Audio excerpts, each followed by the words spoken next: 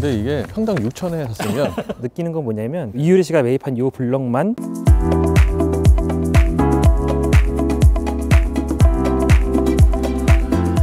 안녕하세요, 빌딩셀러리입니다. 예, 오늘은 여기 다산 성곽길에 와 있습니다. 뷰가 굉장히 좋습니다. 조금 우중충하긴 한데 오늘 날씨가 이래서 그런데 날씨가 조금 맑은 날 오면 아주 뷰가 좋습니다. 오늘 아무래도 평일 낮이다 보니까 좀 적은 것 같긴 한데 주말에 오면 사람 되게 많고요. 이쪽 라인이 최근에 카페가 되게 많이 들어왔어요. 그러다 보니까 카페마다 MZ세대들이 다 자리하고서는 커피를 마시고 있는 모습을 볼 수 있었습니다. 닥터슬럼프에 나온 카페가 여기 있다고? 네, 맞습니다. 바로 뒤에 있는 카페가 닥터슬럼프라는 최근 드라마에 나온 카페고요. 그 여주인공의 집으로 나온 걸로, 그만큼 최근에 이제 MZ세대들이 좋아할 만한 그런 건물 형태나 카페나 이런 것들이 이 동네에 좀 많은 걸로. 근데 MZ세대들 올라오기에는 너무 가파른 거 아닌가요? 맞습니다. 올라오다가 숨 넘어갈 뻔했는데 근데 이제 이쪽이 워낙 이쁘고 이제 뷰가 잘 나오고요. 최근에 해방촌이나 경리단길 가보면 그 뒤쪽에 이제 루프탑처럼 되어 있잖아요. 그래서 1층, 2층 뒤가 다 이제 탁 트여 있는 그런 형태를 볼 수가 있는데, 여기도 마찬가지로 경사가 심하다 보니까 뒤쪽에 루프탑이나 2층, 1층도 뒤가 다 탁 트여서 보이는 뷰 때문에 인기가 좀 많이 있는 것 같습니다. 올라오기는 힘들지만 머무르면 좋다. 맞습니다. 해방촌이 딱 그런 스타일인 것 같아서. 또 길도 되게 이쁘잖아요. 근데 길이 이쁘긴 하지만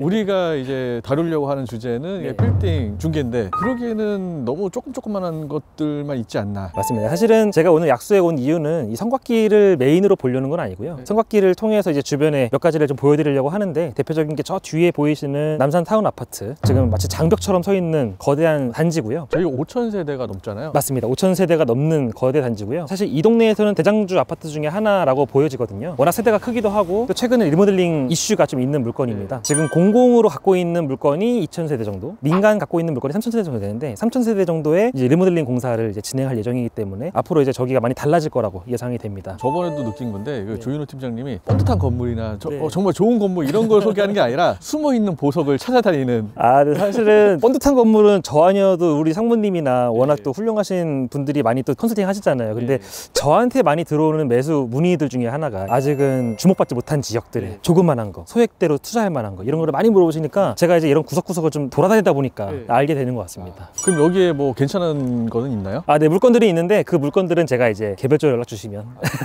그리고 사실은 저 아파트 말고도 이제 약수역 근처로는 호재들이 몇 가지가 있는데요. 지금 다산 성곽길에 관련된 것 중에 하나는 최근에 성곽길 인근으로 해서 예전에는 높이 제한이 20m까지밖에 안 됐었는데 최근에 서울시에서 개정을 통해서 40m까지 올려놨습니다. 그래서 재건축 혹은 재개발에 조금은 바람이 분다고 얘기하긴 하지만 아직까지는 딱히 어떤 재개발의 분위기는 풀린다고 바로 이제 뭐 공사하는 건 아니니까. 그리고 여기 말고도 그러면 남산타워 밑에 지역이라든지 교대 쪽, 사대문 안 이런 쪽이 풀린다는 걸 알고 있는데, 조금 그래도 유심히 봐야 되는 거는 이쪽 남산 밑에. 네, 맞습니다. 다른 지역들보다도 여기가 조금 더 저평가된 지역이라고 보거든요. 지난 편에 이제 금호동 말씀드릴 때도 저평가된 지역이다. 아직까지는 뭐 투자할 만한 건물이 많이 안 보이거나 그런 수도 있겠지만 향후에 한 5년, 10년 뒤가 되면은 지금 평당가보다는 많이 올라갈 지역이다, 이렇게 예상을 하고 있습니다. 그러면 한번 소개시켜 주실까요? 네, 알겠습니다. 앞에 이제 매각사례가 있고 또 성곽길에는 이제 이효리 씨 건물도 있기 때문에 차례차례 최근에 어떻게 팔리고 있는지 좀 보여드리겠습니다. 네, 앞으로 가시죠. 네.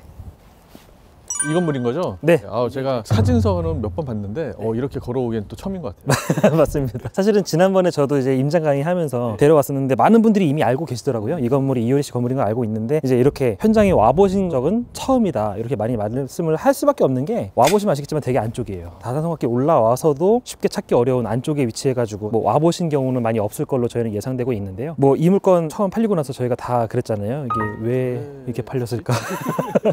사실은 이 물건은 뭐 이효리 씨가 사기 전에도 이미 한번 손바뀜이 됐던 물건입니다. 16년도부터 22년까지 등기 이전만 2번 됐던 물건입니다. 15년도에는 7억 3천만 원, 평당 1,100만 원, 그리고 17년도 불과 2년 뒤에 12억 7천만 원, 평당 2천만 원 수준의 매각이 됐습니다. 그 사이에 2배까지 뛰었고요. 22년도 5년 뒤에 이제 이효리 씨가 37억 5천만 원, 전액 현금 주고 37억 5천만 원을 뭐 이제 별다르게 뭐 계약 대출 없이 바로바로 진행한 그런 건물이라 볼 수 있습니다. 평당 6천만 원에 진행했습니다. 제가 봤을 때도 평당가는 오버페이지 않을까 생각을 또 하긴 했거든요. 근데 현장 와보시게 되면 건물은 참 잘 졌고 인근에 신축 건물이 되게 많이 있는 지역입니다. 와보면서 느끼는 건 뭐냐면 이효리 씨가 매입한 이 블럭만 다산 성곽길에서 유일하게 평지인 지역입니다. 나머지는 다 수직으로 이렇게 굉장히 절벽이 심한 지역인데 이쪽 블럭만 이렇게 평지인 지역이어서 여기에 장점은 뭐냐면 뷰가 좋습니다. 제가 봤을 때는 이 건물 위쪽에서 바라보는 어떤 그런 감성적인 면, 이런 것도 매입을 하는데 한몫하지 않았을까. 그렇다고 이 돈을 주고 예를 들어서 저희가 30억을 갖고 있다고 하면 건물을 70억대 혹은 100억대까지 검토하는 경우가 많이 있잖아요. 근데 사실은 최근에 이효리 씨가 매입했을 때 22년도, 23년도 이때쯤 금리가 점차 올라가는 시기였잖아요. 그러다 보니까 향후에 고금리를 대비했을 때는 대출을 적게 받고 그 안에서 최대한 투자성이 있는 거를 매입하는 게 좋겠다라는 판단을 하셨을 수도 있을 것 같아요. 이효리 씨가 나름 한남동에서도 좋은 투자 안목을 보여주셨고, 여기 같은 경우도 왠지 근데 이게 평당 6천에 샀으면 내가 만약에 팔고 나올 때는 네. 8천이나 8,500이나 9천이나 이렇게 팔고 나와야 되는데 네. 여기가 그렇게 될 수 있냐가 또 문제인 거잖아요. 어려울 수도 있는데 5년 후에 그렇게 된다는 보장을 하기가 또 솔직히 좀 애매해요. 맞습니다. 보통 저희가 상권을 분석을 할 때 주변에 지하철이 있다, 교통이 편하다, 사람들이 다닐 수밖에 없는 조건이 있다, 뭐 이런 것들이 있는데 사실 이곳은 그런 동네는 아니거든요. 대신에 오피스의 수요는 상당히 많은 지역이긴 합니다. 뭐 스튜디오나 오피스 혹은 카페 이런 것들은 앞으로도 꾸준히 임차 문의는 있지 않을까. 그리고 실제로 이 물건 같은 경우도 통임대로 이미 잘 맞춰져 있는 물건이거든요. 관리할 걱정이 없다라고 하는 거하고 평당 6천이라는 금액이 솔직히 뭐 비싼 것도 아니고 싼 금액도 아니지만 투자로서는 애매하고 가만 놔두고 그냥 편안하게 월세 따박따박 받기에는 나쁘진 않다. 예를 들어 전액 현금 줬을 때 완전 임대 수익률이 잘 나오는 물건이라면 또 완전 임대 수익형으로 볼 수도 있겠지만, 사실 임대 수익률도 3%대 초반에 머물러 있는 물건이기 때문에 임대 수익적인 면에서도 엄청나게 메리트 있는 물건은 아니라고. 그럼 투자 가치도 그냥 그렇고 임대 수익도 그냥 그렇다. 그렇긴 하지만 그래도 이 감성적인 측면이 나중에는 한몫을 하지 않을까. 그리고 실제로 주변에 빌라들 보면 뷰가 굉장히 잘 나오는 빌라들이 많아요. 그래서 향후에는 그렇게 평당가가 좋게 잘 팔리는 그런 사례들이 많이 나오지 않을까. 다음 장소로. 이 건물 앞에는 왜 온 거죠? 여기가 성곽길에서는 가장 비싸게 팔린 사례입니다. 평당 7,300. 위치는 이효리 건물보다 훨씬 더 나은데요? 아무래도 여기는 메인이다 보니까 좀 위치가 좀 더 낫긴 나은데요. 최근에 거래 사례를 보면 또 그렇지는 않습니다. 이쪽 라인이 신축 건물은 별로 없는 지역이잖아요. 근데 이쪽 라인에서는 최근에 팔린 사례들이 뭐 4,000대, 3,000대 이렇다 보니까 아직까지는 그 정도 평당가에 머물러 있는 상태인데 이 물건만 유일하게 7,000대에 팔렸거든요. 왜 비싸게 팔린 거죠? 저희도 사실은 이 물건을 분석해 보려고 했지만 어떤 목적에서 그렇게 매입하셨는지는 정확히는 알 수 없을 것 같습니다. 보시면 아시겠지만 어떤 사옥으로 쓰고 있다거나 그런 것도 아니고 마찬가지로 임대를 놓고 있는데 공실인 상태거든요. 평당가 투자가 크다 보니까 결국은 이제 임대 시세도 그만큼 잘 나와줘야 되는데 그만큼 안 나오는 형태다 보니까 아무래도 이제 임대 시세까지 고려한다고 하면은 평당가는 많이 오버페이를 하지 않았을까. 다만 토지가 20평 조금 넘거든요. 평당가는 물론 높긴 하지만 총 매매가가 이제 15억 1천만 원으로 좀 작기 때문에 향후에 상권이 좀 활성화되거나 이쪽 이 라인이 좀 괜찮아진다고 하면 엑시트 같은 경우는 덩어리가 작으니까 조금은 수월할 수 있지 않을까. 이효리 씨 건물은 안쪽에 37억이니까 최소한 50억대 이렇게 엑시트한다고 하면은 안쪽에 덩어리가 커서 힘들잖아요. 근데 이 물건 같은 경우는 엑시트한다고 하더라도 뭐 20억대 초반이면은 충분히 차익을 보고 나올 수 있는 그런 조건이기 때문에 평당가는 조금 높다고 하더라도 덩어리 면에서는 유리하지 않을까. 여기는 위치가 나쁘지 않아서. 다만 이제 저는 개인적으로 뭐 투자를 말할 때 꼭 말씀드리는 게 앞뒤 단차는 저는 나름 괜찮다고 보거든요. 앞쪽에 1층이 있고 뒤쪽에 1층이 또 있는 그런 구조는 괜찮다고 보는데 옆 단차는 전 개인적으로 좀 별로라고 판단을, 주차도 어렵고 그냥 이 물건은 옆 단차로 되어 있어서 조금은 이게 많이 리스크로 작용할 수 있지 않을까. 개인적으로는 이제 옆 단차가 있는 물건이다 보니까 예를 들어 저희가 20억에 매각을 한다, 플랜을 짠다고 하면 향후에 이제 20억 하고 나서 리모델링도 해야 되잖아요. 이런저런 뭐 부대 비용까지 감안하면 다음에 사실 분의 취득 원가는 거의 20억 뭐 30억 가까이 될 수 있다고 보는데 그분이 엑시트는 더 어렵지 않을까. 한두 바퀴 정도 구를 정도밖에 안 되지 않을까. 평당가가 이미 높게 책정됐기 때문에. 이쪽 주변은 그래도 평당 5천 이하로 투자를 해야겠네요. 저는 이쪽 라인에 어떤 뭐 투자를 막 추천드린다 이런 의미보다는 이 성곽길이 최근에 분위기가 이렇게 좋아지고 있고 이쪽 중심으로 해서 약수동 전체가 전반적으로 임대료도 올라가고 이 평당가가 올라가는 걸 감안했을 때 이 다산동 성곽길, 그러니까 상권이 괜찮아지고 있는 이 길을 바라보면서 다른 상권들 약수동 인근에 있는 건물도 같이 봐주시면 괜찮을 것 같다 해서 이쪽 상권을 소개를 드리는 거고요. 이쪽 라인도 최근에 MZ들이 많이 오면서 점점 이쁜 카페들이 많이 들어오고 있어요. 임차인들이 구성이 좋아지고 있다 보니까 이쪽 아래쪽으로도 오피스 수요나 이런 게 같이 늘어날 수 있는 여지가 있다. 이쪽에 평당가도 유심히 봐주시면 괜찮을 것 같습니다. 다음 물건 아래쪽에 있습니다. 네.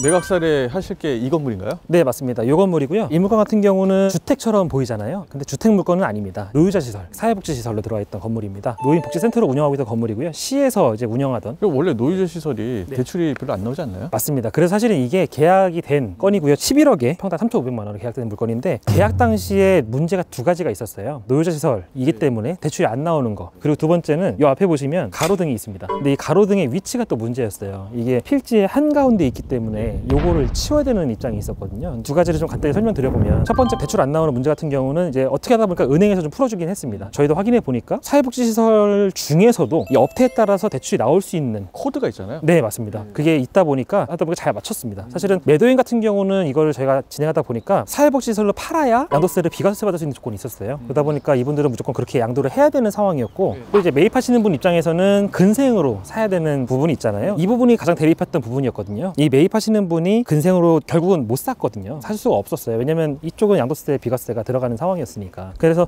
대출이 안 나오는 상황이었는데 코드 면에서 다행히 대출이 풀릴 수 있는 조건이 있었기 때문에 잘 풀어가지고 진행했던 그런 케이스였습니다. 사실 가로등 같은 경우는 이 필지 가운데 있잖아요. 매수인은 향후에 이거를 이제 카페로 활용할 계획이었거든요. 이게 보시면 지금 여기에서 막혀 있어 보이지만 위에 올라가 보시면 뒤가 탁 튀어 있는 루프탑 구조예요. 2층도 뒤가 잘 보이는 그런 구조거든요. 근데 이런 건물을 이용해서 이제 카페를 이용하려고 했던 건데, 이게 너무 앞에 가로막고 있으니까 담장을 허물어뜨린다고 하더라도 얘가 가로막고 있는 형태 돼버리잖아요. 그래서 이게 가장 큰 리스크였거든요. 이거를 옮겨야겠다 이렇게 생각을 하고 있었어요. 근데 문제는 뭐냐면 저기 옆에 보시면 가로등이 또 하나 있고요. 그리고 이쪽에도 가로등이 또 하나 있습니다. 이게 시에서 정해져 있는 가로등의 간격이 있거든요. 근데 이 간격이 이 가로등을 옮기는 데는 부족합니다. 쉽게 말하면 이 가로등이 좌우로 움직여봐야 1.5m 밖에 옮길 수가 없는 거예요. 그래서 끝까지 옮길 수가 없었습니다. 결국은 안고 그냥 매입하게 된 케이스였습니다. 대출 흑인 했지만 가로등은 그대로. 간혹 가다가 저희 뭐 강남 것도 그런 건이 있잖아요. 뭐 가로등이 한가운데 있거나 건물의 가운데 있어가지고 위치가 이동하는 게 쉽지 않은 그런 케이스가 많기 때문에 1등대 같은 경우에 전봇대들이 많죠. 필지 가운데 있는 경우도 가끔 있으니까. 그런 부분들을 체크하시고 매입하시는 게 되게 중요하다. 보통 두 필지를 합칠 때도 중간에 원래 필지 끝나는 데 있었는데 합치게 되면 중간에 또 있게 되니까. 최근에도 저희가 진행했던 물건 중에 전신주가 주차장이 들어갈 자리에 입구를 막고 있는 형태가 있었어요. 그래서 이거를 옮기는데 또 되게 많은 힘을 들였던 그런 케이스도 있었는데, 이런 가로등이나 전신주도 자기의 건물 필지 안에 있는 물건은 아니지만 반드시 신경을 쓰셔가지고 검토를 해야 되는 그런. 구청 가고 한번 체크를 해봐야겠네요. 네, 꼭 주무관 만나셔야 될 것 같습니다. 여기 문치도 있고 괜찮네요. MZ들이 좀 좋아할만 하긴 하겠네요. 오늘 저희가 좀 흐린 날 왔는데 날이 맑거나 여름이나 이럴 때 오면은 되게 분위기 좋거든요. 그래서 물론 이제 사실 상권이 막 형성되는 곳은 아니라서 평당가가 뭐 지금보다 엄청 뛸 겁니다 이런 말씀을 드리는 건 아니지만,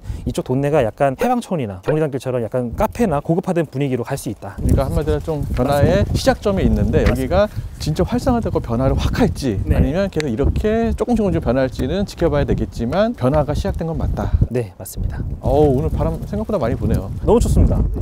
최근에 제가 느끼는 거는 뭐냐면, 이제 상권이 옛날에는 꼭 선 형태로 이렇게 발전했었잖아요. 특별하게 뭐 역이 있다거나 뭐 정류장이 있다거나 이렇게 선 형태로 발전하는 게 많았었는데, 최근에는 약간 점 형태로 발전하는 것도 많이 있거든요. 아까 말씀하신 대로 인스타 맛집 이런 것들이 그 상권을 이끌기도 합니다. 그래서 특정 지역에 어떤 카페나 인스타가 굉장히 유명한 지역이 생긴다고 하면 그쪽을 중심으로 이렇게 퍼져나가는 형태도 생기거든요. 이 상권이 향후에 이제 그런 점들이 많아지게 되면 마치 선처럼 보일 수 있는 그런 상권의 어떤 확장도 볼 수 있는. 알겠습니다. 오늘 촬영 고생 많으셨습니다. 네. 이상 빌딩 셀러리였습니다.